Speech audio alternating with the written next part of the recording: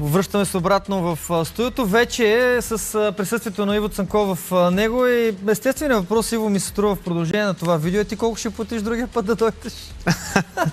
Аз да плата или вие? Кръга на шегата. По-скоро аз трябва да ти плащам, защото да говорим за твоите силни турнири е традиция, разбира се, в ефира на Breakpoint, но ти си тук, защото аз всеки път доказвам, то всеки път истина. Буквално, идвайки от турнира, пристигаш в студиото. Да. Тъмън ти е и на път Созопол, студийната програма в Герман, но как мина поредният турнир от... вече аз им обърках наименованията, не е Weekend Tour.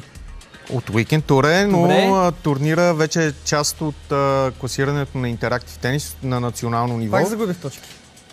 Ами, можеше да добавиш, не да си загубил, тъй като ти не си участвал миналата година. Да. Както знаеш, точките в Interactive Tennis са с защита, точно като при ATP, за последните 52 седмици. Така че ти не си загубил нищо. Сега можеш да загубиш или да спечелиш допълнителни на предстоящия Гранд Слем. За това си тук говорим си за двата турнира, които предстоят много силни за непрофесионалисти. Аз така предпочитам да наричам аматьорите в България игращи тенис, защото те не са вече аматьори, дори като подготовка мачове. Говорили сме го. Кажи как мина на морето, защото топ тенисисти от ранглистата на ITL бяха там. Ами, Санта Марина Мастърс 1000 всъщност беше една хубава подготовка преди Гранд Слем. Извинявай, защо пак Марк? Ами, Марк. Значи, не защото не го заслужава, ама сега трябва нещо да направим. Марк не може да печели всичко. Марк, добър си, ама дай малко и на другите. Не знам на коя камера да гледам. Ами, честно казано, да, Марк спечели турнира, но победата не дойде никак лесно. Даже имаше на четвъртфинала срещу Мирослав Георгиев, губеше срещата 4-0, но успя да възкръсне, както се казва. И на финала... Доста впечатляващо, играе се един сет, трябва да кажем. Да, един сет нормален. На финала пък се изправи срещу трикратния шампион на Санта Марина, на турнири в Санта Марина, Стоян Мирев от Търговище, който за него там настилката е като... беше като домакин, нали, на този двубой, докато при Марк за първи път участва игра на тези кортове и всъщност и настилката му не се чувстваше никак удобно и все пак успя да спечели турнира. Ето, че само тенис не стига. Трябва ти ментални качества и Марк също е доказателството как можеш и да надграждаш и да развиваш и е напълно заслужено е шампиони на този турнир. Ами да, показва на корта, че въпреки това, че не се чувства, че това не е неговата настилка, успя да се пребори и за титлата. Беше леко разочарован, сподели, че е дошъл за... не казвай. Дай да го чуем от него. Добре, нека го чуем. И после това от състезателна гледна точка, което разказа, защото турнира имаше формати на двойки и на смесени двойки. Много тежък турнир. Слушаме Марк, ти предлагам и след това да разкажеш за чисто организаторските предизвикателства да направиш такава надпревара. Но сега достойният шампион, поредния трофей, който Марк прибира от дома, чуйте обаче непосредствената му реакция веднага след като спечели мача на сингъл. Първо, Стоян, страхотно представяне, отстрани много добри играчи. На финал също даде страхотен отпор. Началото много ме измъчи, но накрая успях да намеря печелившото равнение срещу него. Исках да посветя победата си на двама човека, на Марто Дамянов, който ми беше нещо като кондиционния треньор, даваше ми круасани, сладки, можем да помагаме. Предлагаше ми всякакви други неща.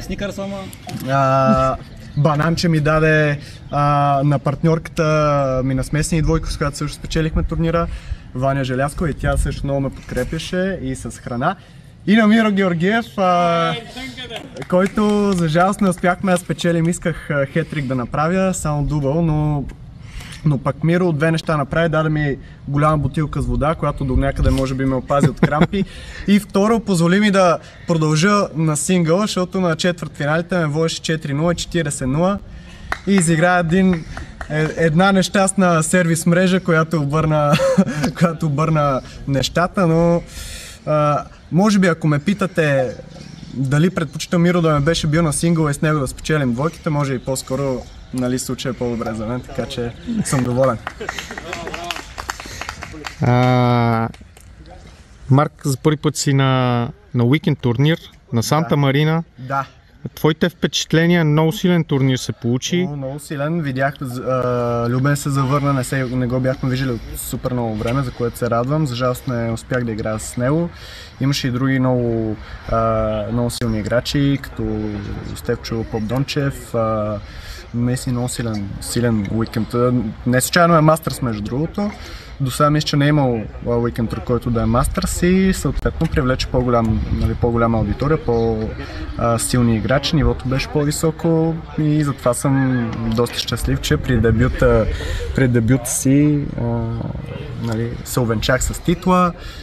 Много ме яд и за двойките, че не успяхме, но Наско, Гаджев и Пламен бяха така, може би накрая бяха просто по-добри, с по-здрави нерви. И за жалост не успяхме да ги преборим, но каквото такова. С печелените 1000 точки сега се изкачваш на върха. Така ли? Така мисля, ако не ще го изрежеме. Но мисля, че сега изместваш от върха Радо Владимиров. Добър приятел, Радо, да. Това е много приятно, ако е истина. Сега ти предстои Гранд Слем в София. Над 115 са участника до момента. Да. Много голямо препятствие пред тебе. Да, абсолютно. Имам да защитавам финали. За щастие ще бъде на моята любима настилка Еманоклея. Тук имах доста проблеми с харда, между другото. През целият турнир може би играх Б играта си, така ако може да се каже. Не се чувствах на макс. Някак си успях обаче да спечеля. Но да, харда е едно, Клея друго. Там движението ми е по-приятно, по-лесно мога да си конструирам точките, така че ще видим какво ще стане. И да, отивам за главата на Радо. Заявявам се. Преди да отправя аз едно предизвикателство към Марк, кажи, моля те, за така нещата, с които трябваше да се справиш в организирането на тези над 100 човека, които присъстваха на Санта Марина. Не само състезателите, но и техните партньори и приятели, които бяха с тях. Да. Колко време върви на такава организация, всъщност, за да може всичко да е наред? Колко ти хубаво ме питаш, честно казвам не бях подготвен аз самия лично. Въпреки това смея да твърда, че турнира мина поне в лицата на хората видях, че е минал добре. Браво. За тях е минал добре. За мен аз винаги като максималист искам все по-добре и по-добре да се получава. 84 мъже, 16 жени и при двойките се сформираха, имаше играчи, които дойдоха само за двойките. Мисля, че при мъжете бяха 28 двойки, отделно на колко корта? То така звучи, че трябва поне 10 корта минимум. 8 корта, да, благодарение на нашите домакини от Санта Марина, които предлагат тази страхотна база. Успях да се преборя с толкова много мачове. Има и на предвид, че освен всичко друго, всички тези хора играха в групи, по 4-ма. Първите двама продължаха в основна схема, останалите продължаха в утешителен турнир и при мъжете, и при жените. Достатъчно над тенис за 200 двубой се изиграха в рамките на тези 3 дена. Сега мога да си отдъхна. Последните 2 дена поне... Нямаш много време, Гранд Слема идва. Така кажи за него малко, защото ни притиска и времето. Гранд Слема, да. Записването за него е до края до този петък но мисля, че преди това ще приключи, тъй като схемата преди е затворена. Имам предвид, има таван на участниците. Да, до 128. Преди малко погледнах, 121 са. След изчерпване на бройката, разбира се, ще приемем и резерви. Надявам се всички участници да бъдат здрави, да успеят да се включат. Аз миналия път не споменах, освен всичко друго, Гранд Слем предоставя възможности за начинаещите. Те, ако загубят срещата си, след това могат да се запишат на втори турнир, така че нищо не губят според мене. Нека си пожелаем един страхотен турнир. Видях, че и ти си се записал, което ме радва. Аз сега, да, виждате, много купи, титли, трофеи, анонси за тежки битки. най-обичам, така тихичко, моето име да не се споменава никъде.